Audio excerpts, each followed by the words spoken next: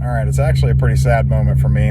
This might be the last time I drive my WRX. I've got a 3-day weekend off work, and I'm pretty sure I'm going to use it to pull this WRX apart. I'll need some of the donor parts off of it, and I think it's just time to get started.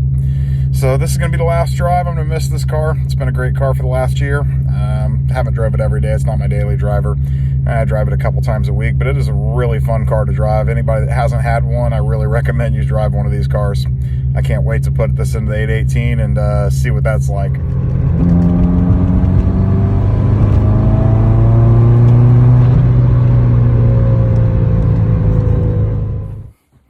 All right, guys, I just wanted to tell one little short funny story about my WRX before I tear it apart. So this was my last drive video. I want to tell you that my Subaru WRX 2004 has 260,000 miles on it. I think it was like 259 something right before I pulled it in the garage to tear it apart. Anyway, funny story about it.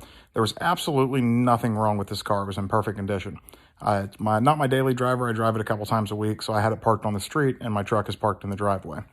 So I go out one morning on a Saturday or Sunday morning to go get a pop from the gas station. And I go out and notice that my driver's door is smashed in, like somebody hit it. And I look, and it's like a V-shaped coming right out of my neighbor's driveway across the street. So she's not in her driveway. Her car's not there. So I'm like, well, I'll go talk to her when she gets home. So anyway, a few minutes later, a neighbor comes and knocks on my door and says, hey, I noticed a car pulling out of the driveway across the street at the neighbor's house that I thought hit my car, and a guy hit your car, and he got out and he looked at it at like 3:30 in the morning. So I wait till she gets home, and I go over and I knock on her door, and I tell her what happened, and I'm like, hey, I need the guy's name, phone number, so I can get a hold of him for insurance purposes. So she's like, oh my gosh, I can't believe he did that. That was a bad first date gone worse.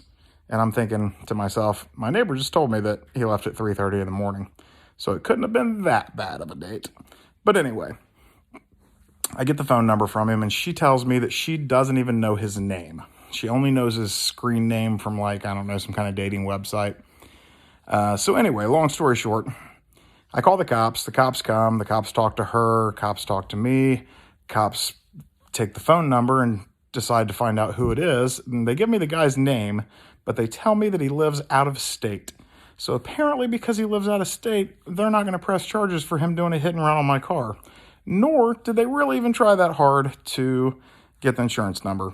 They said they called the phone number a couple times and nobody answered. I also called the phone number a bunch of times and nobody ever answered. So anyway, point of the story is, if you're out of state and you want to hit somebody's car and just keep on going, apparently it's just fun. All right, guys, have a good one. I'm about to tear this car apart.